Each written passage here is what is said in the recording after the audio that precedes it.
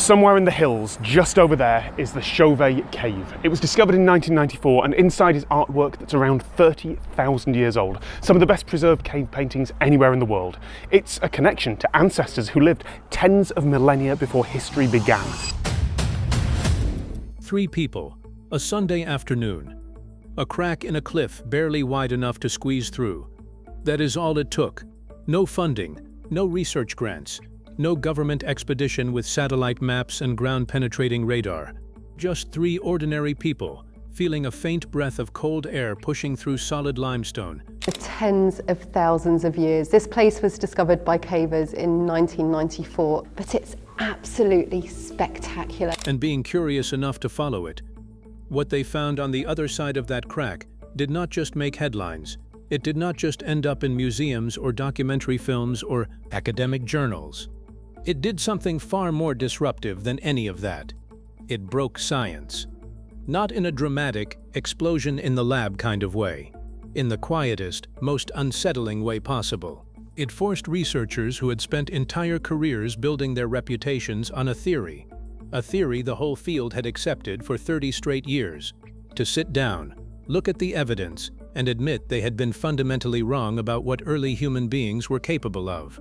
The paintings inside that cave were not supposed to exist.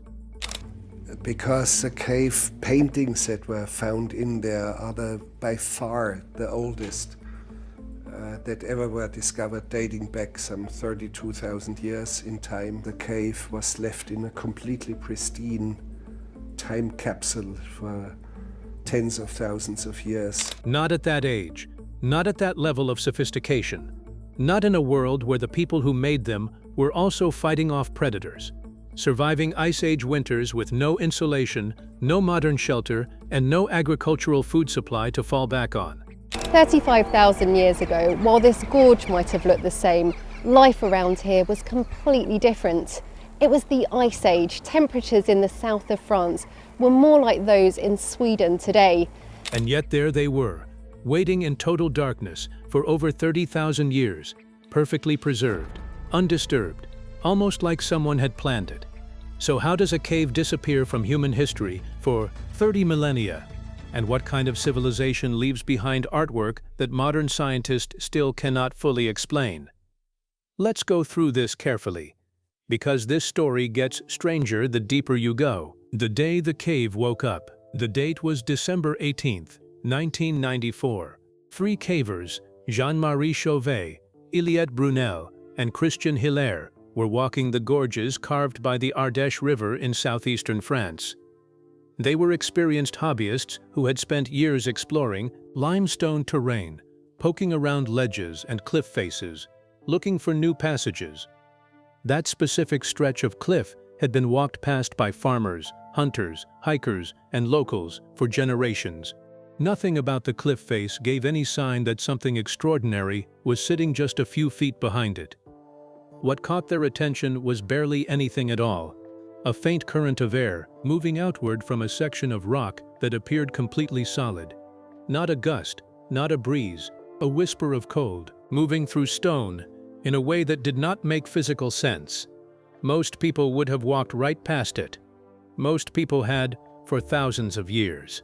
They didn't. After clearing some rubble, they uncovered a passage, narrow, low, requiring a person to drop down and squeeze through sideways. On the other side sat a cave system that had not exchanged air with the outside world in tens of thousands of years. And inside those chambers, on the walls, were paintings. The moment they saw them, everything changed. Chauvet later described it as feeling watched, like stepping into a space that still belonged to the people who had built it. The images were not vague smudges or rough outlines. They were detailed, deliberate, and deeply strange. Predators he had never seen depicted in cave art before. Animals arranged in complex, layered compositions, shading, depth, motion. He knew enough to know that this was significant. He didn't know yet that it would take 30 years of scientific work to fully understand how significant. Word reached archaeologists quickly. The French Ministry of Culture was notified. A team arrived within weeks, and from the first day experts set foot inside those chambers, One word kept surfacing in their notes, their meetings, and their private conversations. Impossible. Not because the cave wasn't real, not because the paintings weren't there, but because what the paintings represented, in terms of technical skill, artistic intention, and sheer creative complexity, should not have existed at that point in human history. Not according to everything the field had agreed on for decades. To understand why that word kept coming up, you need to understand the theory that Chauvet just quietly dismantled, the theory that ruled for 30 years. In 1965, a French historian and anthropologist named André Leroi-Gourhan published what became the defining text on prehistoric art for an entire generation of scholars. His argument was clear, logical, and supported by the evidence available at the time. Early humans, he argued, started art were basic, rough outlines, single animals, no shading, no depth, no composition. Over tens of thousands of years, as techniques were developed and passed down through generations, quality slowly improved. The timeline was a gradual upward curve, primitive at the beginning, complex and detailed much later. This framework made intuitive sense. It mirrored what we tend to assume about almost every human skill. You start crude, you improve with practice. The older the art, the simpler it should be. For 30 years, nearly every major figure in prehistoric archaeology built their work on top of that foundation. It was not really a question anymore. It was the framework you inherited when you entered the field. Chauvet demolished it without making a sound. When researchers dated the black charcoal drawings and got results placing some of them at roughly 36,000 years old, the first assumption was that the dating methods were wrong. Equipment errors, contamination in the samples, something. They ran the tests again, multiple times, with multiple methods, using more than 80 separate radiocarbon samples from charcoal on the walls, torch marks, and bones scattered across the cave floor. The numbers kept coming back the same. These were not primitive scrawlings from the early edge of human artistic development. They were some of the most technically accomplished cave paintings ever discovered, and they were also the oldest figurative art ever confirmed anywhere on Earth, which meant either the theory of gradual artistic development was completely wrong, or humans had somehow reached a level of visual sophistication 36,000 years ago that the accepted model said should not have arrived for another 20,000 years. Leroi-Gourhan's framework didn't just take a hit, it collapsed entirely. And that left a question nobody in the field had a clean answer for. If prehistoric art did not develop in a simple straight line from crude to complex, if advanced technique existed this far back, then what does that say about who these people actually were, what the rockfall did? Before we go deeper into the paintings, we need to talk about the thing that made any of this possible. Because without one specific geological event, none of what researchers found inside Chauvet would have survived. The cave's preservation was not a general accident of geology. It was the result of one catastrophic moment. A rockfall, or more precisely, a series of collapses brought down the limestone cliff above the cave's only entrance and buried it completely. Based on more than 250 radiocarbon samples, researchers identified two separate windows of human activity. The first group visited sometime between roughly 37,000 and 33,500 years ago. A second group came back around 31,000 to 28,000 years ago and added their own work to the walls. Scientists believe the first collapse sealed off part of the cave near the end of that earlier occupation. Then two more major collapses happened after the second group's final visit, completely burying the entrance so thoroughly that no animal larger than an insect could find a way in. After that, the cave essentially stopped existing as far as the outside world was concerned. No rainwater reached the pigment on the walls. The mineral ochres and charcoal were never exposed to the slow chemical degradation that destroys most ancient art. No wind, no seasonal temperature fluctuation, no frost-thaw cycle chipping away at the stone. The interior stayed at a consistent temperature and humidity for 30,000 consecutive years, protected from every climate shift, every storm, every change that happened on the surface just meters above. That kind of stability is almost non-existent anywhere on Earth. Even purpose-built museum archives cannot match it. The sealed cave provided something better than that for 30 millennia. And because of it, researchers walked into a space effectively unchanged since the last humans left it. The soft clay floor still held the circular depressions where cave bears had pressed themselves down to sleep. Fossilized bones were scattered exactly where they had fallen, including skulls and curved horns belonging to an ibex. Torch marks from the ancient artists were still visible on the ceiling. And there, pressed into the clay near one of the interior passages, was a trail of footprints, a child's, walking alongside what appeared to be a wolf or a large dog, its paw prints running in the same direction. Those prints had not been touched in more than 25,000 years. They were exactly where that child left them, preserved in silence, in total darkness, in a place the rest of the world had completely forgotten. Stop and sit with that for a moment. Somewhere in that cave, at this very moment, a child's footsteps are still waiting. From an Ice Age world you can barely imagine, undisturbed longer than agriculture has existed. That is what the rockfall gave us. No. Oh, what's on the walls? Now we get to the part that caused the most disruption, not just to the accepted scientific timeline, but to the wider assumption about what early human beings were mentally and creatively capable of. The cave system is substantial. 6 connected chambers stretching across roughly 1,300 feet of rock, holding more than 1,000 paintings and carvings. This was not a small, opportunistic site where someone sketched a few animals out of boredom. It was a deliberate, sustained creative project. But it is not the volume of the work that troubles scientists. It is the quality. Most cave art from this period tends to focus on prey animals: horses, deer, aurochs, bison, creatures linked to hunting and food supply in the most direct way possible. Chauvet has those. But the walls are also filled with predators. Cave lions, extinct now, rendered in careful, accurate detail. Cave bears, whose bones are scattered across the floor beneath the images of them. Hyenas, rhinos, and at least one leopard, which almost never appears in cave art from this period anywhere in the world. Why would people 36,000 years ago spend so much effort on the most dangerous animals in their environment, rather than the ones they hunted for food? That question has generated years of debate and has no settled answer. But here is what the technique of those paintings tells us, which is even more interesting than the subject matter.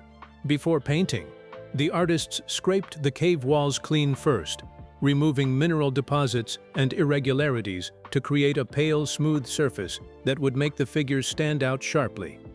That is a preparatory technique, a professional technique. It requires understanding the surface you are working with and thinking several steps ahead of the mark you are about to make. Then they use the natural topography of the rock itself. The bumps, curves, ridges, and depressions already present in the limestone were incorporated into the compositions. An animal's shoulder becomes a natural bulge in the wall. A change in surface texture becomes the texture of fur. The stone is not just a backdrop, it is a collaborator. In some panels, certain animals were given extra limbs, an additional set of legs slightly offset from the main body, a second head, drawn just behind the first, angled slightly differently.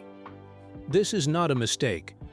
When viewed by the light of a flickering torch, the only light available in that cave, those offset lines created the visual impression of movement, of an animal shifting weight, of a creature turning its head.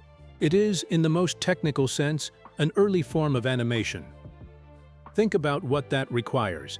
Understanding that your viewer is in motion, that their light source is unstable, and that the apparent limitations of your medium can be turned into features. That is not primitive thinking. That is sophisticated visual design. That is understanding your audience. Nothing in the prevailing model of prehistoric art development had prepared researchers for that. And there is one more detail. Across multiple chambers, a series of handprints appear.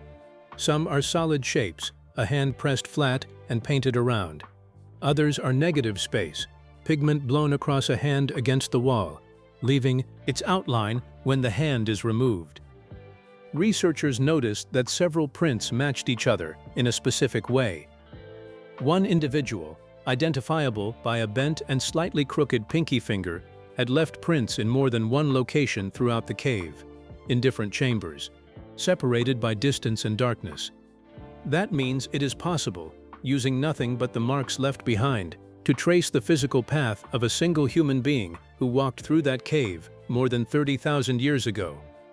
You can follow them, chamber by chamber, print by print, through total darkness, through ice age air, through 30 millennia of silence. That person is still in there, in the only way a person can be, the site that rewrote the timeline. Before Chauvet, the benchmark for ancient cave art was Lascaux, a site in central France discovered in 1940, famous enough to have become shorthand for prehistoric creativity. Lascaux's paintings were estimated at roughly 17,000 to 20,000 years old, widely treated as the gold standard of what ancient art could be.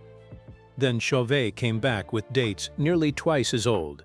A study published in the Proceedings of the National Academy of Sciences in 2012 confirmed the Chauvet paintings were produced during the Aurignacian period, placing the artwork firmly between 30,000 and 36,000 years before the present.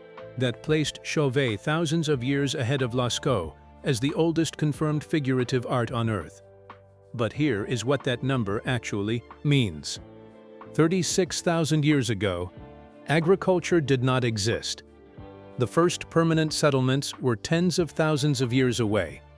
Writing was not even a concept. The people who painted inside Chauvet were living entirely by hunting and gathering, navigating territories that included cave lions, woolly mammoths, and cave bears as genuine environmental threats. And they were doing this, scraping limestone walls clean before they started, engineering the illusion of movement in firelight. Returning to the same cave, possibly a second group 5,000 years after the first, to add new work to what was already there. The old model said artistic complexity took tens of thousands of years of gradual skill building to emerge. Chauvet said it was already fully present at the beginning of the known timeline, which raises a question the evidence does not yet answer. How long had art been happening before Chauvet, if humans 36,000 years ago were already operating at this level? What were their ancestors doing before them that we simply have not found yet? That question is still open, and it sits underneath every new dig in this field. What the cave was actually used for. Here is something that often gets overlooked in the excitement over the paintings. The cave was almost certainly not a home. There is no evidence of long-term habitation anywhere inside it. No deep accumulation of daily waste. No worn areas around fire pits. No evidence of the food preparation and tool maintenance that leaves distinctive marks in the archaeological record. What that means, combined with the depth of the cave and the effort required to navigate it in near total darkness, has led many researchers to a different conclusion. Chauvet was not a shelter. It was a destination. People came here specifically to do what they did. They carried materials in, pigments, torches, tools for scraping stone. They worked in darkness so deep that losing your light source would have been genuinely life-threatening. And then they left. The idea that the cave served a ritual or ceremonial function is now the dominant hypothesis among researchers. Not as proven fact, but as the interpretation most consistent with the full body of evidence. This matters because it reshapes the picture of who these people were. The assumption that ancient hunter-gatherers were consumed entirely by the practical demands of survival, no time for abstract thought, no mental space for anything beyond the next meal, cannot hold up against a site like this. These were people who organized expeditions into the deep interior of a mountain, in the dark, for non-survival purposes. They had beliefs, they had ideas, they had something worth going to considerable trouble to express. And the most striking single example of that sits in the furthest reach of the cave, deep inside the last chamber, hanging from a stalactite that juts down from the ceiling like a natural pendant, is a figure that has produced more academic argument than almost anything else in the site. The image combines the lower body of a woman with the head and forelegs of a bison, a hybrid, a creature that does not exist in nature but clearly exists in thought, fully imagined, deliberately composed, placed in the most remote and inaccessible part of the cave. No one knows what it represents, whether it is a deity, a spirit figure, a mythological being, or something else entirely that no modern interpretive framework is equipped to reach. What is certain is that someone 30,000 years ago considered that image important enough to carry their materials into the farthest corner of a mountain and place it where nothing else had been. That is not survival behavior, that is religious behavior or philosophical behavior. Behavior driven by meaning rather than need, which makes the people in that cave substantially harder to dismiss as primitive. The danger of finding it, discovering a perfectly preserved site of this scale immediately created a problem that had no easy solution. It had happened before. In 1940, Lascaux was discovered and opened to the public. Thousands of visitors walked through its chambers. The French government, proud of what sat inside their borders, let the world come and see it. The results were catastrophic. Body heat, exhaled carbon dioxide, the moisture from thousands of human lungs filling a sealed environment that had been dry and stable for 20,000 years. Within years, green algae had begun spreading across the stone, then white calcite deposits, then a fungal outbreak that spread to the painted surfaces and began eating through them. Artwork that had survived intact for 20,000 years was visibly degrading within 2 decades of modern humans walking into the room. Lascaux was closed to the public in 1963. By then, the damage was permanent. When Chauvet was discovered, 30 years later, French authorities knew exactly what that precedent meant. The decision was made almost immediately. The cave would not open to visitors. A small number of approved researchers, limited to a handful per year under strict protocols, would be allowed inside. Everyone else would be excluded permanently. That decision was controversial at first. A World Heritage Site closed off from the world? No public access, no school trips, no general admission. But the scientific case was ironclad. The conditions that had preserved those paintings for 36,000 years were not robust. They were fragile. Even small disruptions could start the same degradation that had damaged Lascaux. The answer was a replica, a full-scale reconstruction of the cave's chambers built nearby using detailed 3-dimensional scans and photographic records, recreating the paintings, the floor contours, the ceiling formations, so that the public could experience what the original felt like without being allowed anywhere near it. The replica is what the world visits. The real cave sits sealed, in darkness, exactly as the rockfall left it. The search that followed. Once Chauvet proved that advanced prehistoric art existed 36,000 years ago, the obvious next question was whether Chauvet was unique, or a window into a broader culture hiding in limestone across an entire region. Starting in 2008, a research initiative called the Grotte Ornée de l'Ardèche Project began systematically studying other rock art sites along the Ardèche River gorges. The work was led by researcher Julien Monny and other members of the Chauvet team, who had spent years learning the visual vocabulary of the cave's painters well enough to begin recognizing it elsewhere. What they found at nearby sites, including a cave called Baume la Trône, were drawing styles and compositional choices bearing clear similarities to what was inside Chauvet. Specific ways of rendering animal musculature, particular approaches to using natural curves of the stone, visual signatures, consistent enough to suggest the same group, or a closely connected cultural community, had been decorating more than one cave in the region. Chauvet was not an isolated genius in an otherwise empty landscape.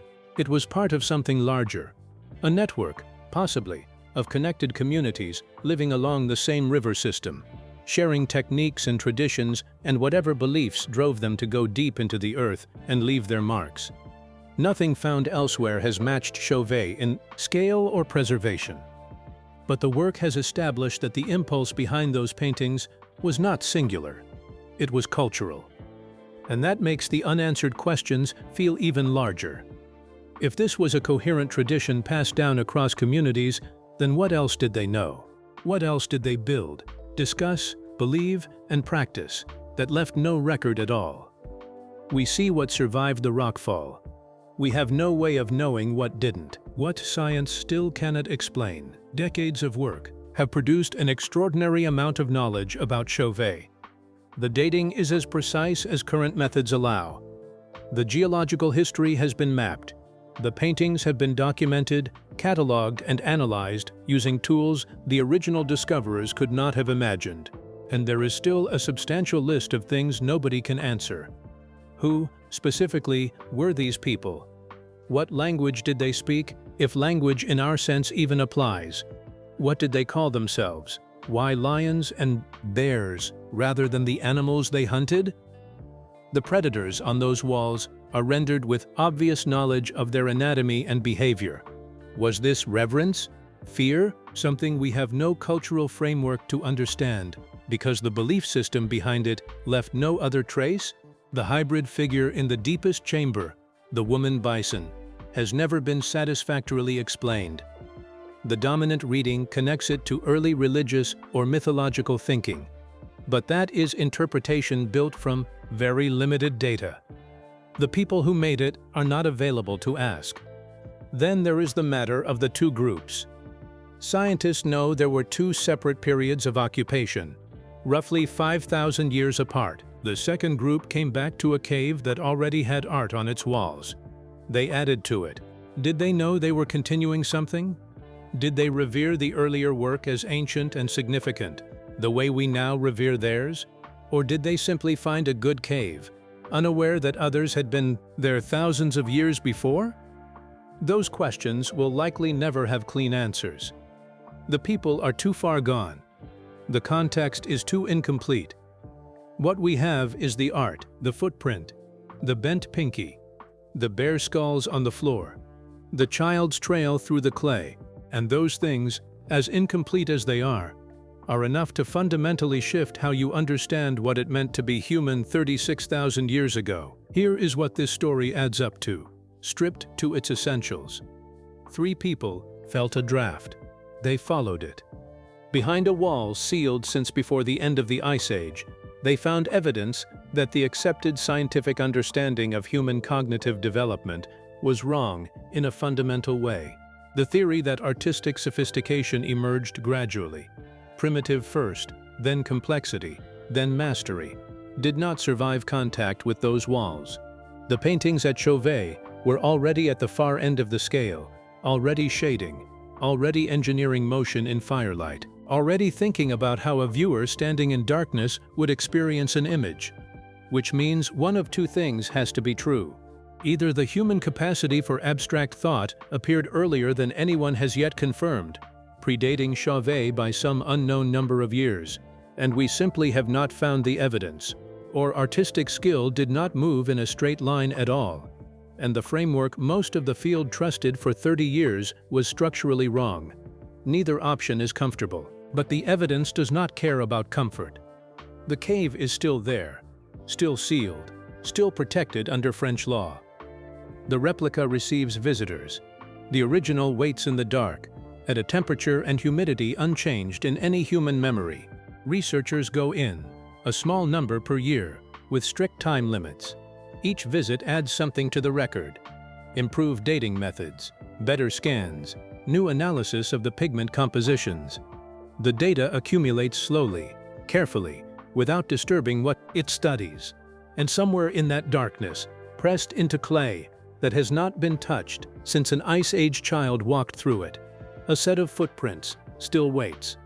Not a metaphor, not a reconstruction, the actual footprints, still there, still clear, still exactly where they were left. If you are paying attention to this field, there is a real chance the next major revision to our understanding of early humans does not come from a new site at all. It comes from somewhere already known, somewhere already mapped, somewhere that has been sitting in the dark for 30,000 years, holding information it has not yet been asked the right questions to give up. That draft of cold air pushing through solid rock in 1994 cracked something open that scientists are still working through. And the deeper they go, the less they find it shrinking. If anything, it keeps getting bigger.